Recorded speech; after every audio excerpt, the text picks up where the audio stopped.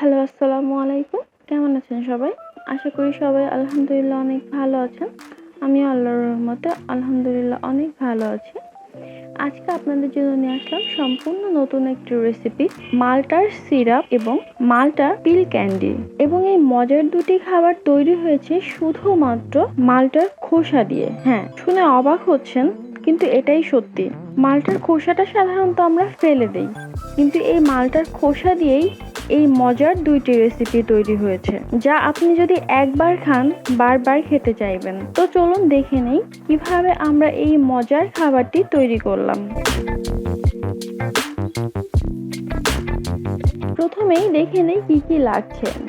আমি বড় সাইজের দুইটি মাল্টা নিয়ে নিয়েছি, চিনি নিয়েছি সিরাপের জন্য, সেই সাথে লবণ নিয়েছি এটাকে ভালোভাবে ধুয়ে পরিষ্কার করার জন্য।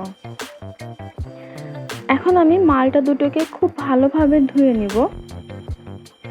মালটার উপরের খোসাটাকে লবণ দিয়ে ঘষে ঘষে খুব ভালোভাবে ধুয়ে নিব, যেন বিন্দু পরিমাণে ময়লাও এখানে না থাকে। ধুয়ে নিয়েছি, এখন আমি এটাকে খুব ভালোভাবে টিস্যু দিয়ে মুছে নিব। এবার আমি এটাকে আমার পছন্দের শেপ অনুযায়ী কেটে নিব। যেহেতু এটার নাম মাল্টা ক্যান্ডি, তাই আমি এটাকে আমার পছন্দ মতো ছোট ছোট শেপ দিয়ে কেটে নিয়েছি। এখন আমি এটাকে কিছুটা পানির মধ্যে দিয়ে সিদ্ধ করে নিব, তবে খুব বেশি সিদ্ধ করা যাবে না।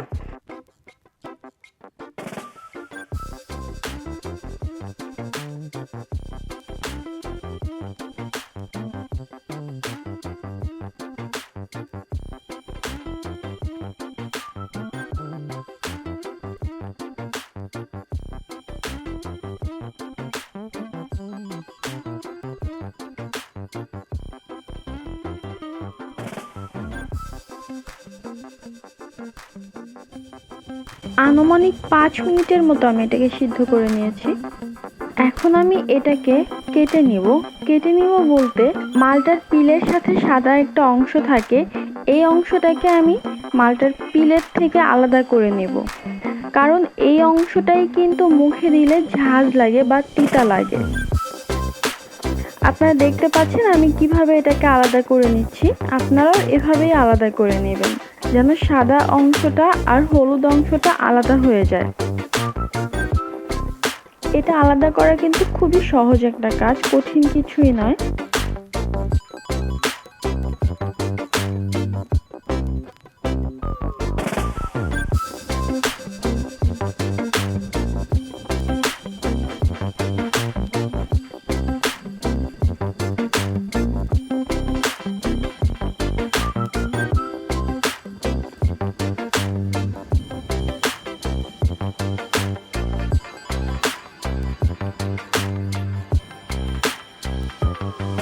আমি সবগুলো খোসা থেকে সাদা অংশটা আলাদা করে নিলাম।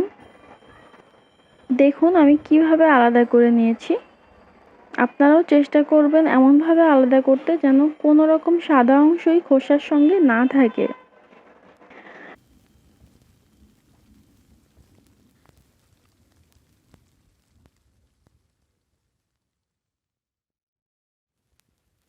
এবার আমি এগুলোকে আবার দ্বিতীয়বারের মতো হালকা একটু সিদ্ধ করে নিচ্ছি। আমি এটাকে অনলি 3 মিনিট সিদ্ধ করব। 3 মিনিট পরই আমি এটাকে নামিয়ে ফেলবো। এটাকে দুইবার আলাদা আলাদা করে সিদ্ধ করে নিয়েছি।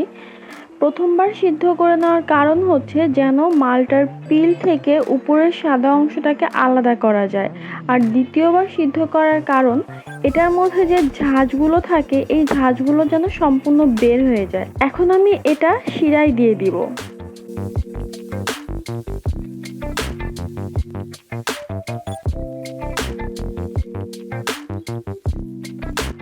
আমি এখানে 1 কাপ পরিমাণ পানির সাথে হাফ কাপ পরিমাণ চিনি ইউজ করছি এবং সেই সাথে দিয়ে দিচ্ছি 1 পিঞ্চ সল্ট।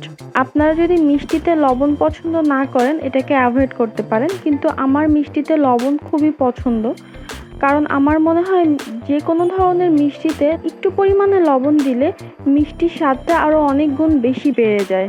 এজন্য আমি সকল প্রকার মিষ্টিতেই লবণ ব্যবহার করি।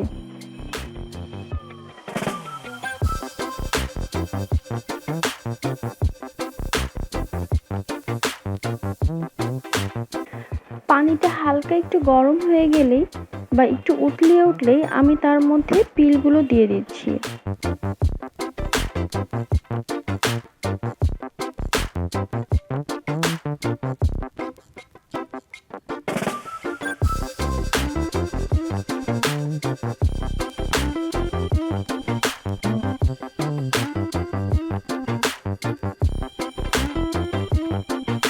পিলগুলোকে ততক্ষণ পর্যন্ত শিরার মধ্যে জ্বালাবো যতক্ষণ পর্যন্ত না এভাবে ফেনা উঠে আসে।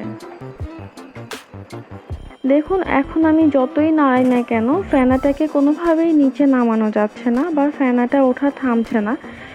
এই পর্যায়ে আমি পিলগুলোকে চুলা থেকে নামিয়ে নিব।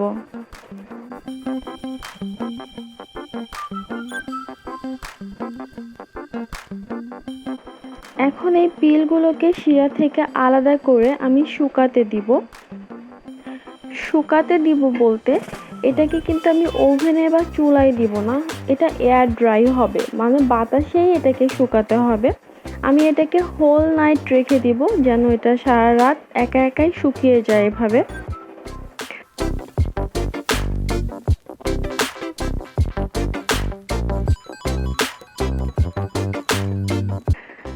দেখুন হয়তো বুঝতে পারছেন যে এটা ভালোভাবেই শুকিয়ে গেছে। এখন আমি এটাকে চিনির মধ্যে দিব, মানে শুকনো চিনির মধ্যে এটাকে দিব যাতে চিনিটা এটার সারা গায়ে জড়িয়ে যায় এবং এটা খেতে আরো অনেক বেশি সুস্বাদু লাগে। দেখুন আমি এগুলোকে এভাবে চিনির সাথে মিশিয়ে নিয়েছি। আমি একটি প্লেটের উপর করে নিয়েছি, আপনারা চাইলে যে কোনো জিপার ব্যাগেও করে নিতে পারেন।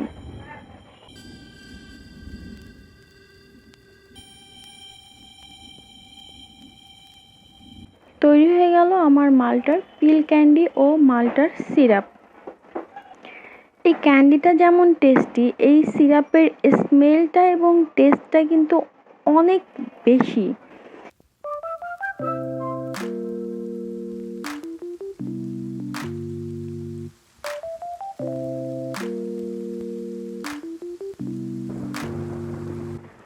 এই সিরাপটাকে আপনি যে কোনো ধরনের লিকুইডের সাথে মিশিয়ে খান না কেন সেই লিকুইডের টেস্টটা কিন্তু অনেক গুণ বেড়ে যাবে। যেমন চা বা দুধ, আমি এখানে দুধের সাথে মিশিয়ে দেখিয়ে দিচ্ছি। এটা কিন্তু খেতে খুবই টেস্টি আর এটার স্মেলটা খুবই সুন্দর। আপনারা যদি একবার তৈরি করে না খান তাহলে আমি আপনাদেরকে বলে বোঝাতে পারবো না যে এটা আসলে কতটা টেস্টি এবং স্মেলটা কতটা সুইট। তো এই ছিল আমার আজকের রেসিপি আপনাদের জন্য। আশা করি আপনারা বাসায় এটি তৈরি করবেন। যদি আপনারা এটি বাসায় তৈরি করেন সেটার ছবি তুলে অবশ্যই আমার ফেসবুক গ্রুপে শেয়ার করবেন। ফেসবুক গ্রুপের লিংক নিচে দেওয়া আছে। ভিডিও এই পর্যন্ত যদি চলে আসেন তাহলে কিন্তু অবশ্যই একটি লাইক দিবেন এবং সেই সাথে আমার চ্যানেলটি ভালো লাগলে সাবস্ক্রাইব করবেন। আজকের ভিডিও এই পর্যন্তই। সবাই অনেক ভালো থাকবেন, আমার জন্য অনেক দোয়া করবেন। আল্লাহ হাফেজ।